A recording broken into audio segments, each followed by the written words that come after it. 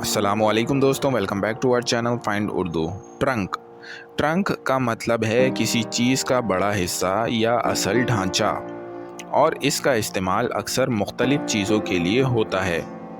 जैसे दरख्त का सबसे बड़ा हिस्सा जिसे हम स्टेम भी कहते हैं, उसे ट्रंक भी कहा जाता है। इस तरह कार का पिछला हिस्सा जहां सामान रखते हैं उसे भी ट्रंक कहते हैं। ये लफ्ज़ हाथी के लंबे होते हुए मुंह के लिए भी यूज़ होता है।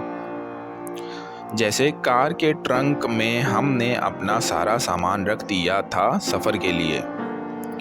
We packed all our luggage in the car's trunk for the road trip. हमने रोड ट्रिप के लिए कार के ट्रंक में अपना सारा सामान रख दिया।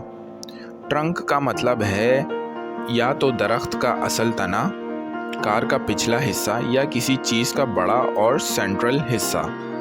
तो दोस्तों, ये था ट्रंक लफ्ज़ का मतलब। उम्मीद है अब आपको समझ में आ गया होगा। मिलता है नेक्स्ट वीडियो में। शुक्रिया।